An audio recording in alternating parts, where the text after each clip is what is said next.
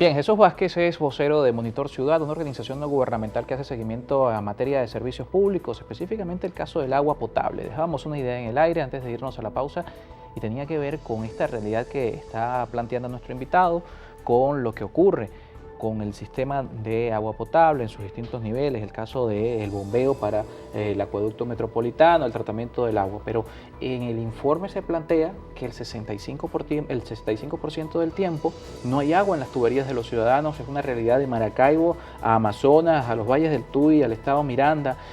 ¿Cuál de esos sitios hoy podemos decir está en una situación mucho más crítica? Porque muchos podrían pensar, como en su momento fue con el Sistema Eléctrico Nacional, que Caracas estaba blindada de los apagones o estaba alejada de la realidad, pero en el caso del agua potable, ¿cuáles son esos sitios que hoy vemos con mayor énfasis esta carencia? Bien, en el caso que vimos más crítico fue el del estado Amazonas. Y el del estado Amazonas no solamente que lo vimos más crítico, sino que fue un problema, que es un problema muy local y que no tiene ningún sentido que no tenga solución. Y es que ellos están al lado del tercer río más caudaloso del mundo y por el cual reciben agua los habitantes de todo el estado Amazonas.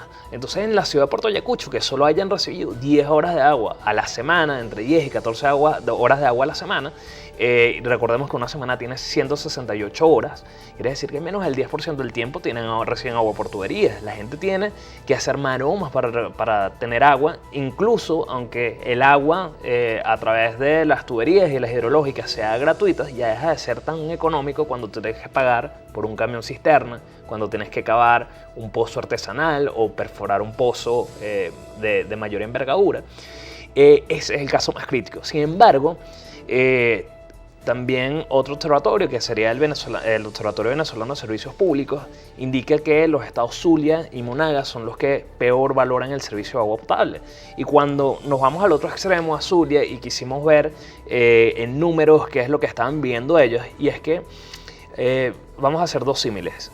Amazonas sería el símil de Petare Norte, de La Dolorita, de Filas de Marichas en términos del servicio de agua. Reciben muy poca agua, prácticamente no recibe el servicio. Incluso hay lugares en esos sectores donde nunca ha llegado el agua por tubería. Sí sucede. Es raro, porque si construiste una tubería es porque iba a llegar agua, pero pueden pasar meses sin recibir agua. De hecho, el promedio que nos dio es que entre 30 y 60 días las personas, o sea, los ciclos son semanales. Los acueductos no están hechos para funcionar así, eso es lo primero que tengo que decir. Los acueductos están hechos para distribuir agua potable constantemente, no para distribuir un ratico para un sitio, un ratico para el otro. De hecho, hay suficiente producción y hay suficiente capacidad instalada para que todo el mundo pueda recibir agua las 24 horas del día, los 7 días de la semana. Y si no todo el mundo, porque es cierto que hay un problema con el agua, que tiene una ubicación geográfica, tiene un peso y además requiere muchísima energía para poder transportarla, sobre todo en las zonas más altas, sí, para que tengan agua todas las semanas, como efectivamente han estado haciendo un esfuerzo importante desde el gobierno nacional de que eso logre pasar. Y cuando nos vamos al estado Zulia, son lo mismo que usted está viviendo en Caracas, en promedio que recibimos 60 horas de agua, ellos reciben unas 50 horas de agua a la semana, pero tienen que esperar, mientras nosotros esperamos 5 días a que nos vuelvan a colocar el agua, el promedio de ellos fue de 10. O sea, el doble del tiempo para que cuando reciban agua, reciban la misma cantidad de horas. Eso quiere decir que tienes que efectivamente cambiar tu vida y el tiempo de almacenamiento. O sea, la principal fuente de abastecimiento de agua en estos momentos no es la tubería. Bueno, si viene por las tuberías, pero al final es el tanque. Mientras mayor sea el tanque de tu casa, y por eso vemos que los tanques cilíndricos dentro de los apartamentos, los tanques de plástico, son uno de los productos más vendidos, incluso las poncheras y los bidones, porque a veces no es suficiente el almacenamiento, sino que tienes que buscar y hasta llenar hasta las cucharillas, me decían el otro día en Palo Verde en una comunidad. Tienen que almacenar cada vez más agua y eso requiere también horas de personas que... Claro, cambia la dinámica diaria de las personas, que tienen que ajustarse a la hora que pongan el agua o comprar el botellón, conseguir... Y peleas entre vecinos y peleas entre las comunidades y falta de trabajo y un desgaste adicional del tiempo. Incluso tuvimos un testimonio muy fuerte de un vecino de La Dolorita que todos los días tenía que ir a cargar potes de agua para su casa, para sus 2 niñas pequeñas. Y cuando llegaba, él nos decía que para él era un dolor muy grande porque él no había nada más que amara que sus hijas, pero cuando le pedían que las cargara, no podía, les tenía que decir que no porque le dolían mucho los brazos. Esa es una situación que no solamente es injusta y que se mete en la vida familiar, sino que ningún niño debería vivir sin el afecto de sus padres o por lo menos que la excusa no sea eso. ¿Cómo cambiamos esta realidad? ¿Cómo comenzamos a cambiar esta situación que está generando y que afecta de Occidente a Oriente? Hablamos de la inversión, pero ¿hablamos de una inversión del Estado o hablamos de una inversión que pueda ampliarse ahora a un sector privado?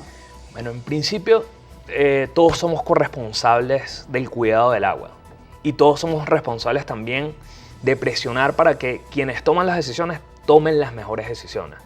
Si tenemos un problema, se nos ha ido mucha gente talentosa, yo estoy seguro que hay gente talentosa aquí también, pero es un tema entre inversión y talento. Esto es una fórmula de las empresas. Mientras más talento tengas, quizás eres más eficiente en los recursos que vas a distribuir y que vas a utilizar. Pero si no tienes... Pero genera recursos esta industria, por ejemplo, en el caso de Venezuela. Por con las tarifas actuales. Con 3 millones de suscriptores de agua en el área metropolitana de Caracas, pudiendo, esto es una economía de escala. Si son empresas, la electricidad y el agua son empresas intensivas de capital. O sea, necesitas grandes recursos económicos para poder hacer operar todo este gran sistema. Sin embargo, también ha sido productiva. Uno de nuestros mentores, que es el profesor, el ingeniero José María Viana, él nos comentaba que en los años 90, cuando él recibió Hidrocapital, no solamente que los caraqueños pagaban hasta $0.50 por metro cúbico de agua, que era un precio similar al internacional, sino que además se dejó de subsidiar la empresa. En ese momento era el presidente de Rafael Caldera, y solo con las tarifas lograron terminar el sistema, la represa de Taguasa, solamente con eso, solo con las tarifas, y el de Taguacita también. Entonces no solamente que sí es posible hacer que las empresas sean sostenibles, siempre que haya una buena gerencia. De hecho, en uno de los libros del ingeniero Pedro Pablo Spurga, uno de los primeros directores de la hidrológica, el INOS creo, decía que la mejor fuente de abastecimiento de agua era una buena administración. Y una buena administración sin duda nos ayudaría a salir de esta tragedia y traducirlo en lo más importante, que es al final calidad de vida para los venezolanos. Beneficio para el ciudadano. En ese momento el ingeniero José María de Viana hablaba de esas tarifas de $0.50 por metro cúbico. Hoy la tarifa ni se acerca a esto. ¿Cómo también hacer entender al ciudadano, o es importante también que el ciudadano evalúe esa realidad, que lo que hoy parece un subsidio se traduce en horas de tiempo, en horas que se dedica a conseguir agua, o dinero que se destina a conseguir agua por otras vías? ¿Hay conciencia ciudadana de que el servicio debe pagarse a un precio que permite esa misma realidad? Mira, paradójicamente en los sectores populares, todas las comunidades a las que hemos dicho, siempre es un tema recurrente de investigación, de la participación, en donde a las mismas personas les nace decir que es que nosotros queremos pagar por un servicio pero que llegue bien. En cambio, en las zonas más urbanizadas, en las zonas con mayor poder económico, ese no es un tema que les surja, y yo creo que es porque están acostumbrados a pagar las tarifas de agua. Sin embargo, allí hay un problema respecto a la facturación. Una familia en promedio consume alrededor de 30 metros cúbicos mensuales de agua. 30 metros cúbicos son 30.000 litros de agua.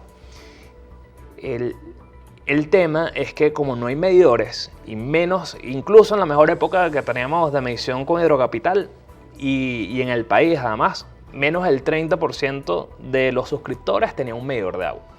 Y a nivel nacional, menos del 16%. Eso quiere decir que estabas repartiendo agua, no la estabas contabilizando, y no solamente que no la contabilizabas, sino que tampoco cobrabas ese montón de agua que está ahí. Y ese agua que no cuentas y que no facturas, no solamente es la gente que deja de pagar, sino también es el agua que se bota por las tuberías.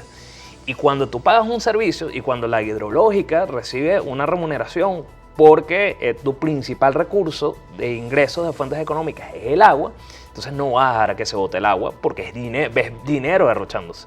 En cambio, aquí estamos llenos de fugas, llenos de botes de agua por todos lados y sin que nadie se ocupe de ellos porque no hay dinero para eso.